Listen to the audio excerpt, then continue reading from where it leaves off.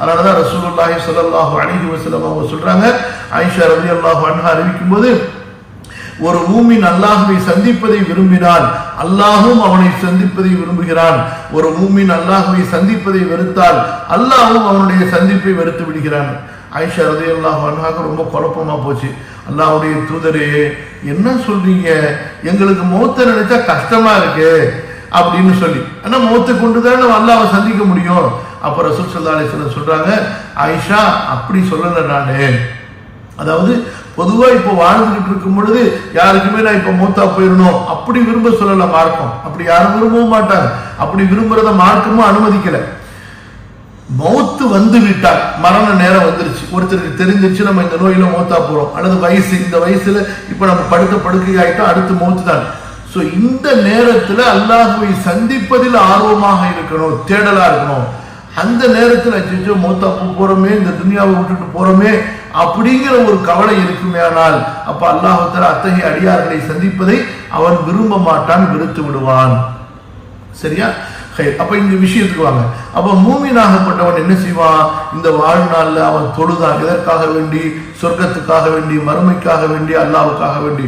நோன்பு வைத்தான், ஹஜ்ஜி செய்தான், ஜக்காத்து கொடுத்தான், தர்மம் செஞ்சான், ஹலால மட்டும் செய்து வாழ்ந்தான், ஹராம விட்டு தன்னை விலக்கி வாழ்ந்தான். இப்படி அல்லாஹ்வுக்காக அல்லாஹ்வுக்காக அல்லாஹ்வுக்காக ஆகிரத்துக்காக மறுமைக்காக மார்க்க சட்டம் இப்படி பேணி பேணி கஷ்டத்தோடு இந்த மூமின் வாழ்ந்தான்.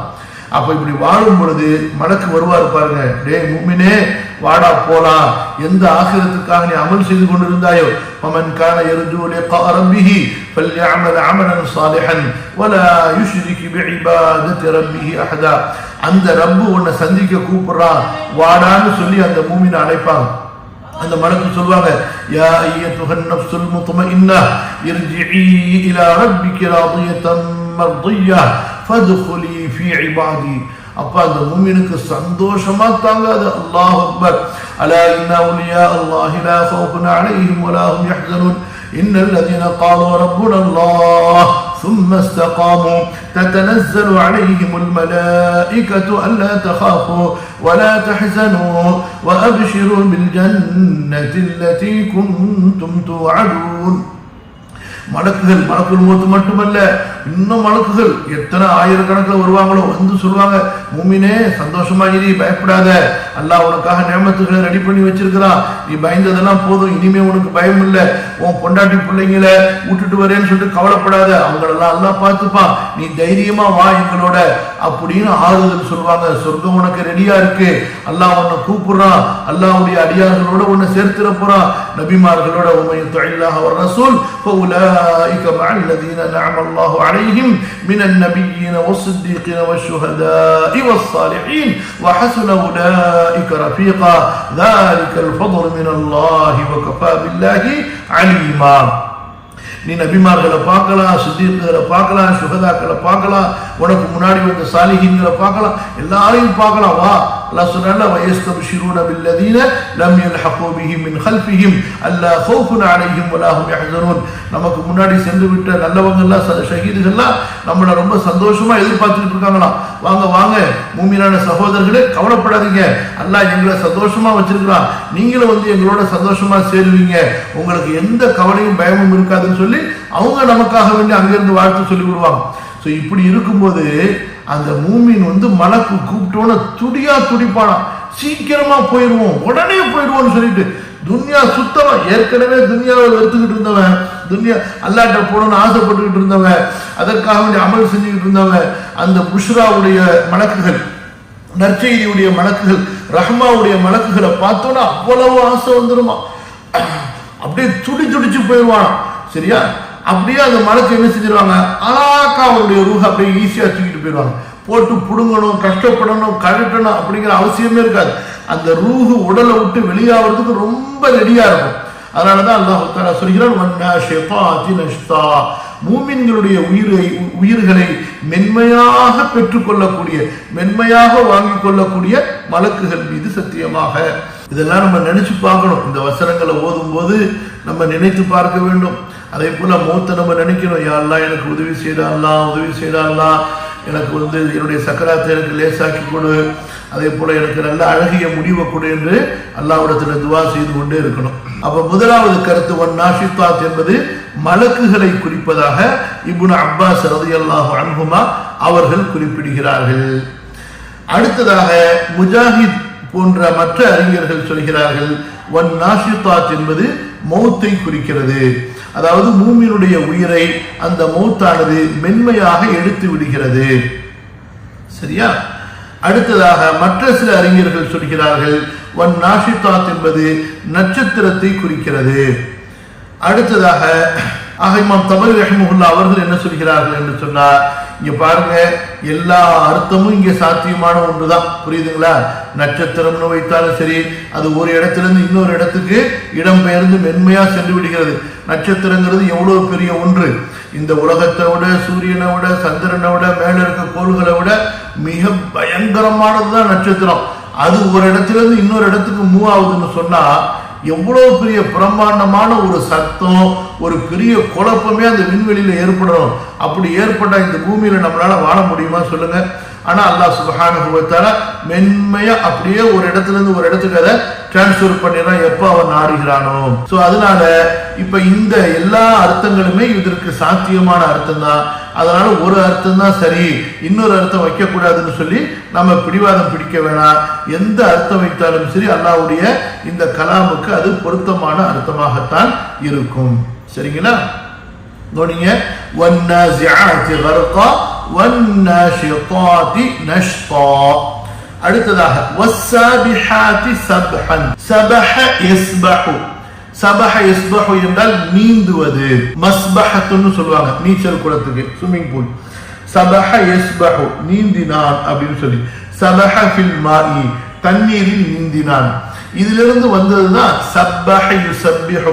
நம்ம சொல்றோம்ல தஸ்பீஹ் செய்தல், சப்பிஹ் இஸ்ம ரப்பிக்கல் அலா, தஸ்பீஹ் செய்வது. நுஸப்பிஹு பிஹம்திக. அப்ப ஏன் நீந்துதல் என்ற வார்த்தையை கொண்டு அல்லாஹுவை துதிப்பதற்கு, அல்லாஹுவை பரிசுத்தப்படுத்துவதற்கு சப்பஹ யுஸப்பிஹு என்ற அந்த பதம் எப்படி பயன்படுத்தப்பட்டது என்று சொன்னா, சபஹன்னு சொன்னா நல்ல நீந்தி ஆழத்துல போறது. அப்ப அல்லாஹ் சுப்ஹானஹு வ தஆலாவை அடியார்கள் புகழும் போது அவனை ரொம்ப உச்சக்கட்டமா மிக மிக உயர்வாக அவனை எந்த படைப்புக்கும் ஒப்பாக்காமல் எல்லா படைப்புகளை விட்டு அவனை தூய்மைப்படுத்தி எல்லா விதமான குறைகளை விட்டு அவனுக்கு தகுதியாகாத எல்லா தன்மைகளை விட்டு அவனை தூய்மைப்படுத்தி அல்லாஹுவை புகழ்கிறார்கள். சரியா? அதனாலதான் ரொம்ப ஆழமாக செல்வது, தொடர்ந்து செல்வது, ரொம்ப டீப்பா உள்ளுக்குள் செல்வது, அந்த நீந்துறது இருக்குல்ல, அந்த அர்த்தத்தை உடைய வார்த்தை தான் இதற்காக வேண்டி பயன்படுத்தப்படுகிறது. புரியுதுங்களா? இதுதான் வேர் சொல். அப்ப ஏன் இதுக்கு பயன்படுத்தப்படுதுன்னா இந்த அர்த்தம் ரொம்ப டீப்பா அதுல இருக்கிறதுனால. வஸ்ஸாபிஹாத்தி சபஹன். அப்ப நீந்தக்கூடியவர்கள் மீது சத்தியமாக. வஸ்ஸாபிஹாத்தி சபஹன். அப்ப நீந்தக்கூடியவர்கள் யாரு? அதற்கும் பல விளக்கங்களை அறிஞர்கள் சொல்கிறார்கள். முதலாவது கருத்து என்னவென்று சொன்னா, மௌத்தை அல்லாஹ் தஆலா சொல்கிறான். அது மனிதனுடைய உடல்ல அப்படியே நீந்துகிறது. புரியுதுங்களா? நம்ம உடலுக்குள்ளார அந்த மௌத்து போய் இருக்கிற எல்லா உயிரையும் வெளியே எடுத்து கொண்டு வந்து விடுகிறது. இமாம் முஜாஹித் ரஹ்மத்துல்லாஹி அலைஹி அவர்கள் சொல்கிறார்கள், நான் சஹாபாக்கள் இருந்து படிக்கும்போது இதுக்கு மௌத்துங்கிற அர்த்தத்தை தான் நான் எழுதி வைத்தேன் என்பதாக அவர்கள் குறிப்பிடுகின்றார்கள். சரிங்களா? அடுத்து மற்ற சில அறிஞர்கள் என்ன சொல்கிறார்கள் என்றால், இன்னும் ஒரு அதாவது முஜாஹித் ரஹ்மத்துல்லாஹி இன்னொரு அதாவது அறிவிப்பிலேயே சாபிஹாத் என்பது வானவர்களை குறிப்பிடுகின்றது. கவனிங்க, அல்லாஹ் சுப்ஹானஹு வ தஆலா இந்த உலகத்துல ஒரு இடத்திலிருந்து இன்னொரு இடத்திற்கு செல்லக்கூடிய, இந்த பூமியில சுற்றித் திரியக்கூடிய பல கோடி வானவர்களை படைத்திருக்கிறான். ஆகாயத்தில பல கட்டளைகளை அவர்கள் கொண்டு செல்கிறார்கள். இந்த பூமியில பல கட்டளைகளை கொண்டு செல்கிறார்கள். வானத்திலிருந்து பூமிக்கு இறங்குறாங்க, பூமியிலிருந்து வானத்துக்கு போறாங்க. இப்படியாக பல மலக்குகளை அல்லாஹ் தஆலா படைத்து வைத்திருக்கிறான். அவர்கள் வானத்துக்கு போறது வர்றது, இந்த ஆகாயத்தில் அவங்க ஒரு இடத்திலிருந்து இன்னொரு இடத்துக்கு மாறுறது, இதை அல்லாஹ் சுப்ஹானஹு வ தஆலா நீந்துவதாக சொல்கிறான். வஸ்ஸாபிஹாத்தி சபஹன். அப்ப நீந்தக்கூடிய இந்த ஆகாயத்திலே, இந்த பிரபஞ்சத்திலே ஒரு இடத்திற்கு இன்னொரு இடத்திற்கு நீந்தி செல்லக்கூடிய வானவர்கள் மீது சத்தியமாக. இப்ப வானவர்கள் ரெக்கைகளை கொண்டு பறக்கக்கூடியவங்க. ஆனா இந்த பறவைகளை நம்ம என்ன சொல்றோம், ஆகாயத்தில் பறவைகள் ரெக்கைகளை கொண்டு நீந்துகின்றன சொல்றோமா இல்லையா, அந்த மாதிரி ஒரு ஊமையுடைய வார்த்தையாக பயன்படுத்தப்பட்டிருக்கிறது. கவனிங்க, அடுத்து மற்ற சில அறிஞர்கள் சொல்கிறார்கள், ஹியன் நுஜூமு தஸ்பஹு ஃபீ ஃபலகிஹா, அதாவது தங்களுடைய கோள்கள் வட்டப்பாதைகளில் சுற்றக்கூடிய நட்சத்திரங்கள் என்பதாகவும் இதற்கு கருத்து சொல்லப்படுகிறது.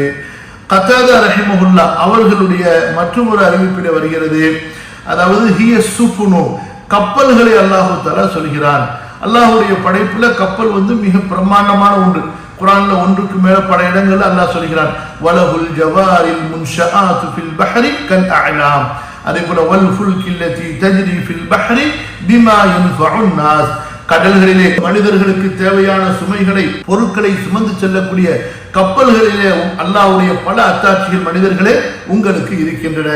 அதே போல அல்லாஹ்வுக்கே சொந்தமானவை, அல்லாஹ்வுடைய வல்லமையின் வெளிப்பாடுதான் மிகப்பெரிய மலைகளை போல உங்களுடைய சுமைகளை சுமந்து கொண்டு கடலிலே மிதந்து செல்லக்கூடிய கப்பல்கள் என்று அல்லாஹ் தஆலா சொல்லி காட்டுகிறான்.